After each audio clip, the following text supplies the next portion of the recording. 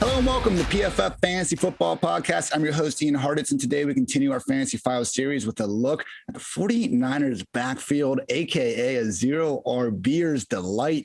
I mean, we're looking at this situation. There's not a single 49ers running back with an ADP over RB28 right now over at our good friend Underdog Fantasy in terms of what they're talking about. A little bit different on the redraft sites, but you know what? Those things are getting a little funky anyway before August. So the important thing to note, people, is that the Kyle Shanahan history of enabling fantasy-friendly running backs is long. I mean, come on.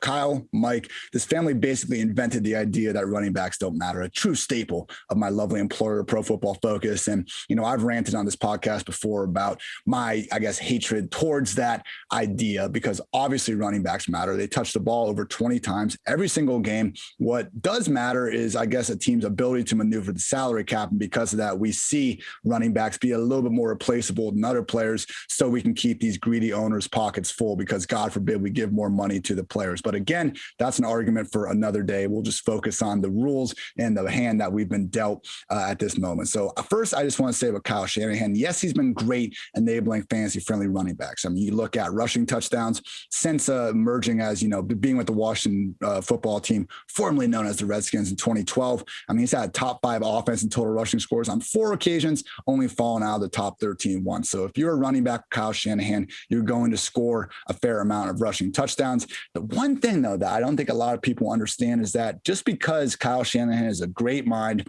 awesome play caller, doesn't exactly lead to consistent, just high-end points per game success. I mean, you go back. Again, I'm looking at 2010. Okay, 2010 was actually when he started with Washington, so my apologies on the previous stat. But since then, the guy has only had 3 offenses finish inside of the top 20 scoring offenses in the league. I mean, he started off with Washington 2 years, 25th and 26th. He gets RG3, and they finish 4th. Next year, they fall with 23rd. He goes to Cleveland. They finish 27th. First year in Atlanta, they finished 21st. 2016 Falcons, absolutely incredible, number 1 ranked scoring offense.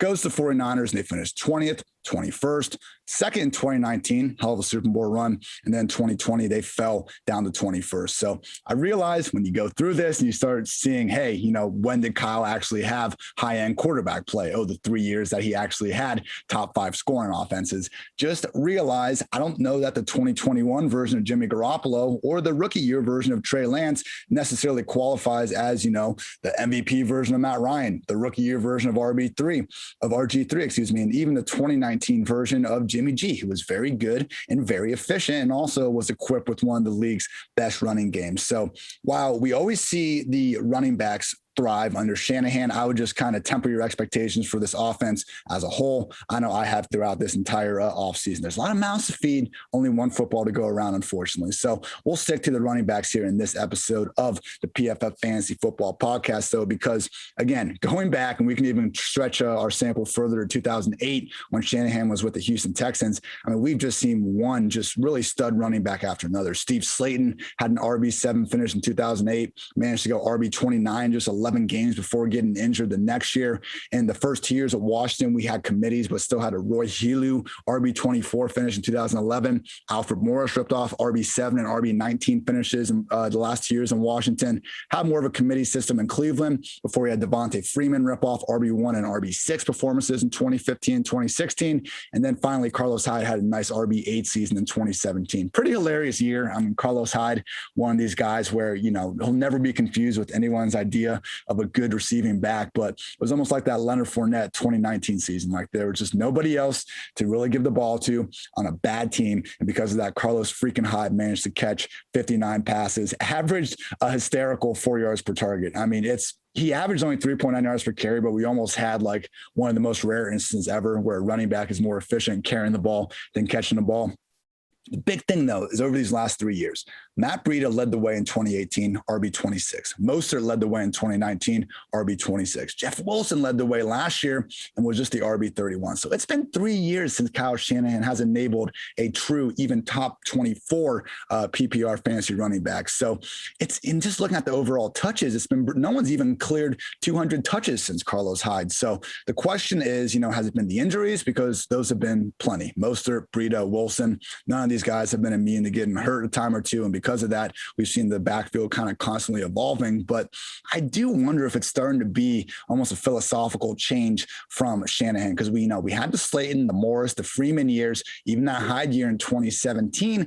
It's just even when guys were healthy and the small kind of glimpses we had last year, we just weren't seeing him really lean on one single back. Raheem Mostert never played more than 60% of the offensive snaps in the game last year. It took Jeff Wilson until week 16 to do so for the first time. And that was, again, Mostert out of the picture. And at that point, the Jerick McKinnon experiment was over. I mean, McKinnon last year actually had 3 such games with over 60% of the offensive snaps. The problem was he typically wasn't afforded the sort of, enhanced workload that we usually see go hand in hand with the increase in snap rates. So McKinnon, I guess, stands out as the most receiving friendly back of that group. And perhaps that's what, new 3rd round pick Trey Sermon could bring to the table, but I'm not exactly betting on it. The Columbus, Ohio lifer in me would love for Trey Sermon to go in there, be the, week 1 starter and just get fed. I don't necessarily see that happening, though. And maybe he can take the pass down work. Just realize at Ohio State, this wasn't something he was consistently asked to do. He was fine when they threw him the ball. It could be a situation like Jonathan Taylor, where just because we didn't see them do it a ton in college doesn't mean they can't do it. Just realize I'm not so certain that Mostert is someone in the, Sermon is someone in the McKinnon kind of threshold where he can really just thrive as that pass protector, as that pass down back. And I think with that in mind, people, we're looking at yet another crowded backfield. I mean, there are legit 6 solid running back options here. Mostert is the number 1, in my opinion, the youngest 29-year-old back in the NFL. This doesn't have a lot of miles on the old odometer just yet. And, he has averaged 5.6 yards per carry since joining the 49ers. I understand yards per carry, not the single best stat to evaluate a running back by. At the same time, we'd rather take a good yards per carry than a bad yards per carry, with all due respect to my guy, Mike Davis. And I don't think enough stock is being put into the fact that Mostert had 220 rushing yards, 4 touchdowns in the freaking NFC Championship all the way back in 2020. I know we had the pandemic. It's been a long year and a half. Just realized it wasn't that long ago that Mostert was looking a lot like one of the better running backs in the entire NFL. We also have new ex-Giants running back Wayne Gallman, who in my opinion was the best non-Saquon running back employed by the New York football team in 2020. Apparently he's running ahead of Sermon to start. I don't know if that's just something where, the rookies have to work their way up the depth chart. I mean, we see this across the league. Bill Belichick still making Mac Jones wear number 50 after all. So if I had to guess, Gallman was just kind of in that position because Jeff Wilson got hurt. More on that in a second. And again, Sermon and Elijah Mitchell are just rookies. Either way, Gallman is someone that's really right in the thick of this equation. People aren't really giving him the same sort of credit, though. Mentioned Trey Sermon, and people, if you didn't catch the end of his college career, it truly was just one electric performance after another. So against Michigan State, he went for 112 yards and a tutty on just 10 carries. Against Northwestern, 331 yards and a pair of scores. That's right, 331 in one game. He did it in style too, just breaking all sorts of tackles along the way. Finished things off with another 193 rushing yards and a score against Clemson with some receiving goodness thrown in there. Unfortunately, got hurt, first snap against Alabama. That one still hurt. But I understand why Sermon, was selected in the 3rd round by Shanahan. It should stand out to us that they went that high and got someone. I mean, with all due respect to Joe Williams and that 4th round pick from a couple years ago, Sermon does and is the highest, round draft capital player that they've added to this backfield since Shanahan has been there. So I think Sermon, should be viewed as the number 2 guy in this backfield if everyone stays healthy and, just projecting touches by the end of the season. Just realize, hey, we got more members. Elijah Mitchell, 6th round pick, racked up over 3,800 total yards and 46 scores in 4 seasons at Louisiana. Look, history, and I pounded this on, the table all season. History tells us that rookies drafted outside the top 3 rounds won't emerge as high-end fantasy assets. Just realize we have 6 examples of people, just proving that theory wrong. 2 of them were coached by Kyle Shanahan. So if there is going to be a late round running back that finds his way onto the field early, it could be Elijah Mitchell. Also have JaMychal Hasty, who was starting to do some okay things in 2020 prior to breaking his collarbone. And finally, Jeff Wilson, who we would be projecting to be the number 2 running back in this equation. Unfortunately, he already underwent meniscus surgery this offseason. Earliest he can return is week 8, but we got a 4 to 6 month timeline to recovery back in late May. So got to, monitor Wilson, but certainly not looking like that he's going to play a factor until the second half of the season at the absolute earliest. So A lot of potential mouths to feed. We'll see who kind of emerges from it. The good news is that we're once again equipped with anyone's idea of a great offensive line. PFF's 9th ranked offensive line entering 2021. You can check out the full rankings at pff.com. Great job by Steve, as always. And last year, they finished in the same spot. I mean, yeah, lo and behold, adding, all-world left tackle Trent Williams to the scene would help everything out. And as always, Shanahan's going to, just continue to scheme these guys to perfection. I mean, that's the big kind of thing I've noticed about Shanahan's scheme over the years, because a lot of times we see these top offenses in yards before contact per carry, and they're headlined by guys like, Lamar Jackson, Kyler Murray, Tyrod Taylor, dual threat quarterbacks that make that defensive end think twice before really crashing down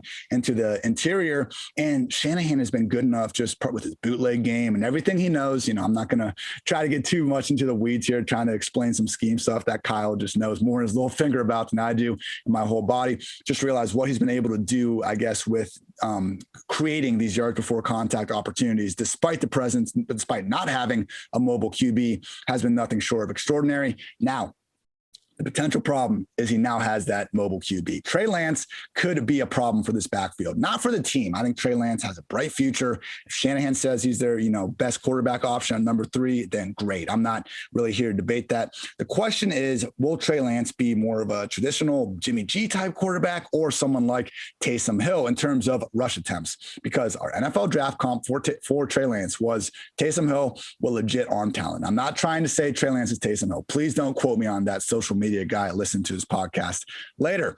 Just realize any of these quarterbacks, anytime you have an offense with a quarterback soaking up 150 rush attempts, the Cardinals, the Ravens, those Tyrod Taylor Bills teams over the years, it's just tough for these offenses to really have fantasy-friendly options elsewhere because the quarterback is such a big part of it. Instead of dumping the ball down the passing game, they're scrambling. And then once they get inside the 10-yard line, it's another person taking a piece out of that equity pie. So Trey Lance, if he's under center, he'll be a top 12 fantasy quarterback immediately. Just realize that we would much rather have Jimmy G under center in terms of predicting these running backs to really thrive in 2021 and beyond. So that takes us to our PFF Lily stat. Guys, Raheem Mostert, and I have more shares to Raheem Mostert in best ball than any other player right now. Raheem Mostert joins Tyreek Hill as the only players to reach 23 miles per hour with the ball in their hands since 2016. He managed to accomplish that twice in the year 2020. Thank you to Next Gen Stats for that note. I mean, if you saw Mostert take that angle route to the house against the Cardinals in week 1 and then take not one, but 2 sweeps to the house against the Jets, unfortunately, one got called back on a pretty ticky-tack holding call. I mean, you saw it. This dude has burners. He is anyone's idea of fast. So takes me to the ranks. I have Raheem Mostert as my RB 27 ahead of guys like Josh Jacobs, Damian Harris, Melvin Gordon. I'm, still riding with David Montgomery, Myles Gaskin, Kareem Hunt, Chase Edmonds, just guys that I think have a better overall chance of getting that pass game equity or just kind of dominating their whole backfield like David Montgomery. So Mostert, he's going a little bit later in terms of ADP, RB 28, RB 29, an underdog, but it's almost still on its way down. I mean, he was someone that was starting to flirt with true RB2 territory before the draft, but everyone's freaking out about Sermon. Trey Sermon has a higher ADP than Raheem Mostert right now. I just cannot get behind it. I have Sermon down at RB 38 behind AJ Dillon, James Robinson, Kenyon Drake, Jamal Williams. I'm not out on the guy. I have him ahead of Nyheim Hines, David Johnson, the entire handcuff tier of Pollard, Latavius, and Madison. I just think that, there's a real chance that Sermon starts the year as their RB3 behind Wayne Gallman, Raheem Mostert. And if we want to say, Mostert's only going to be there for 6 games, you go ahead and say that, but I've made my, feelings on kind of injury predictor Twitter clear over the years. I get it. Sermon is, 29 years old, but how many hoops are we going to jump through with this injury stuff? As long as those guys are out there and they're playing, I'm going to assume, unless we have major, just James Conner-esque going in last year, just reasons to believe they actually are injury prone. I'm not going to let that cloud my decisions as anything more than potential tiebreaker. So Raheem Mostert, I want you guys to prioritize as particularly in these, quote unquote, 0 RB drafts. All the rage these days is your modified 0 RB. So if you want to go ahead and excuse me, I hate calling it that name. We'll go with anchor RB. I understand if you get, running backs in the top 2 rounds, take a baller wide receiver over Mostert at that point. If you do find yourself going wide receiver and tight end heavy early, Raheem Mostert, Trey Sermon, if he falls a little bit, great zero RB options where you're drafting them at their floor compared to their ceiling. Again, people going back to Shanahan's history. I mean, the last 3 years, even though it hasn't been great, we've had his running backs finish as the RB26, RB26, and RB31. That's where they're going. That's fantastic. If they, do what they did last year, they'll meet that value. If they do what they did in the best case years, now we're looking at a potential league winner available for cheap in the late rounds. And I think that does apply to Wayne Gallman to a lesser extent, but he's just so far behind these guys. You can almost take him as your legit last round pick, maybe round 16, just to get ahead of it. And maybe not, get that RB31 finish, but he really does have an underrated chance, I think more so than people are giving him credit.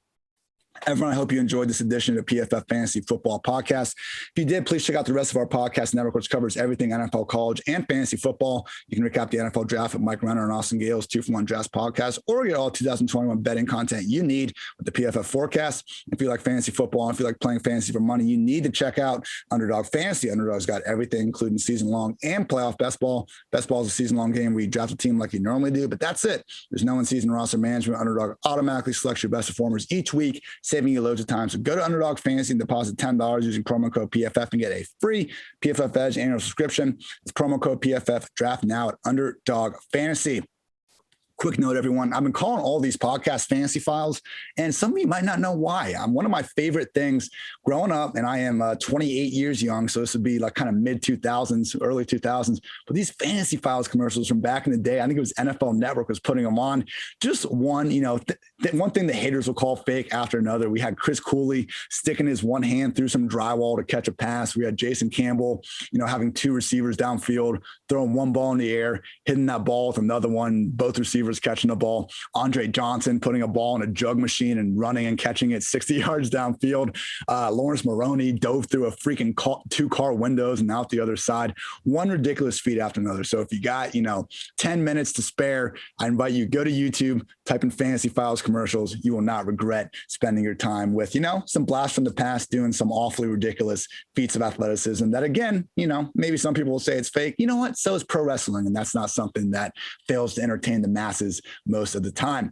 So thank you as always for tuning in to PFF Fantasy Football Podcast. New Fantasy Files every single day throughout the summer. I invite you to check out the rest of my content at pff.com as well. If you feel like it, follow me on Twitter at IHARTITZ. I Hartitz, as the kids like to say. Thank you again for tuning in. Until next time, take care, everybody.